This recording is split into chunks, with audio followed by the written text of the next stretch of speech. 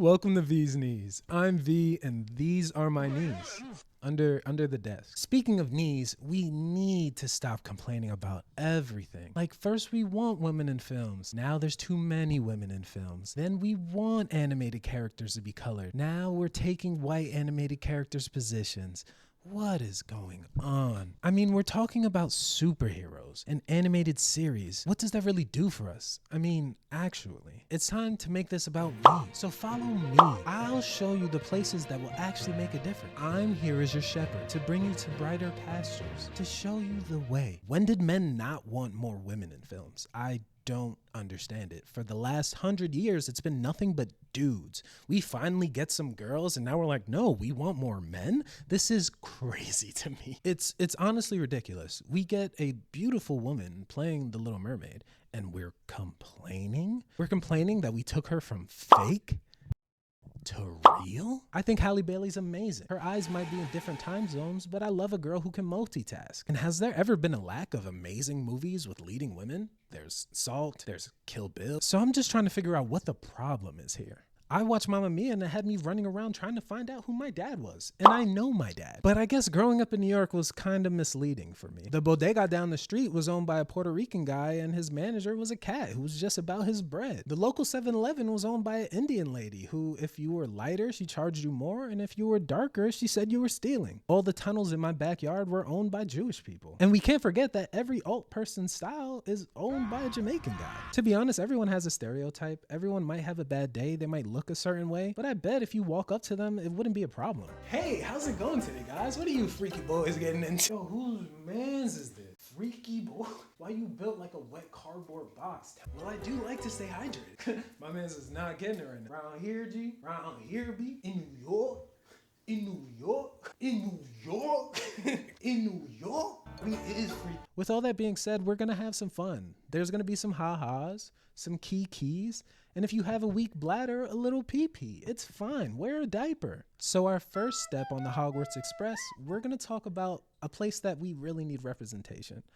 Talk shows. But if you're like me, whose Betty Bye time is 9 p.m., you've probably never even watched a single late night show. I know I haven't. But in these spaces where the main demographic is people who have been adults for 30 years, the people that sadly enough run this country, we need to take over. We need our voices heard. So even though I have no knowledge on the subject, I'm going to talk about it. I'm going to tell you about this thing I don't know about. I just became an uncle. So I'm going to start talking about shit I don't know about and acting like I do. From now on, just imagine me with a Corona in my hand, a wife beater, and a knack for talking about the 90s when it was okay to be racist. Back in 92, white neighborhood. White women walk down the street, white dogs, white skin. I ain't white, papi. I know Spanish, I know black, I am white. I just picked up my golden doodle. Why? No Spanish, I went to Kroger's today. Why? In the good day, we see black boy walk down street. We follow, we leave in ditch, we go back to white life. You need to be, I like her caboose, why? And just like your friendly Theo, late nights have the knack to make people feel uncomfortable. Let's just look at the diversity in their hosting. You don't find that suspicious? Yeah. Since it's labeled a late night talk show, it would lead me to believe that there were some late night topics, you know, a little spicy, a little raunchy, a little, get into the nitty gritty that you can't talk about in the morning. And for a show that their main demographic is people that probably watch Grey's Anatomy in the morning, where people are constantly getting basted, pan roasted, filleted, flambéed, you would think they would come with some heat. When I first heard of talk shows, I thought we'd be talking about something spicy.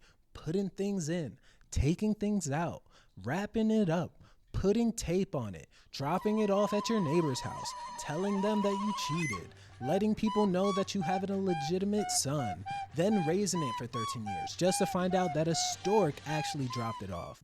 That's my manager. But sadly enough, there was no flambeing, there was no basting, there was no butter pecan Puerto Rican showing decans. Late night when I was a kid was supposed to be spicy. That's when you got to see your first set of boobs, where people started cursing, where Adult Swim showed us what peak television was.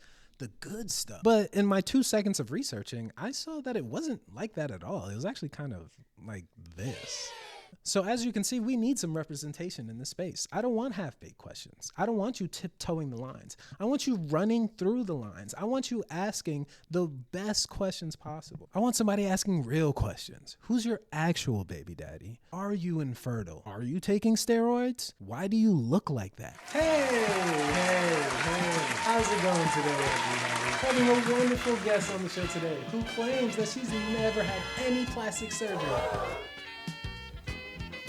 Is that bag real? I've seen your album sales. Did you gain some weight? Oh no, yes, sis, those cankles? I just love the way you style your heels to buckle like that. Slay. Is it because 6-inch heels can't hold up your weight? So I heard it smelled like tuna. I heard he has a new family and you're still with him. Congrats, girl. Yes, peasant. Yes, girl. TJ Maxx, you're killing it. Put any colored woman in this role. I promise you, ratings will go up 1,000%. For our second stop, we're landing in the world of commercials. Once the pinnacle of society. If you take enough cocaine, you can sell anything. These junkies were selling us everything. The Meat Beat 3000, the shake weight. Do you want to give your narcoleptic partner a seizure while you're clapping cheeks? The clapper. Have you ever been Cuban and hated the color of your skin? OxyClean. These rich drug addicts were making us addicts. And I wanted to see the drug addicts I've seen my entire life sell me stuff. I wanted to see the guy on the corner of Harlem try and sell me a Life Alert. Word God, the white man has made me fall. Don't eat pork. I sold drugs in the 80s and never made it. Help me, I can't get up. I still wear leather bucket hats. I use slang everyone forgot about. I fall in and I can't rise. Grand rising queen. I love white women. Just like any fiend, they realized that if you lace the drugs with a little bit of pandering, we would be addicted. So they did things like give Barbie a burrito. Now it's Mexican Barbie. I mean, the 2000s were peak for this type of content. I was still a young boy yet to feel the caress of a lover, but I know if I had big boy money then, I'd be shaking the weights, bowing the flex. Have you ever watched a soccer game in Spanish? It's the most exciting thing ever. The only thing that came close to that was the Disney sweepstakes or Nickelodeon, where you'd win a trip to Orlando. I never won one of those.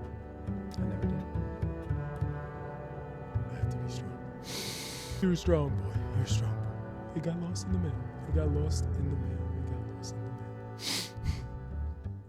In conclusion, inclusion is great. The idea of it is great. The execution just hasn't been done right. Sadly enough, money always gets in the way. I can't tell you I have all the answers. I can only ask you, what do we do? Do we make our own movies? Do we start our own production companies? I wish I had all the answers. That's what inclusion is about. Not one person has all the answers. We need to work together to get them. I know all we have right now is superheroes, but it's great to see the way my nephew responds to a Miles Morales. So I mean, isn't that what we're doing it for, right? So thank you for using your eyes and ears on my channel. Come back next week where I'll show you how I use echolocation. Peace.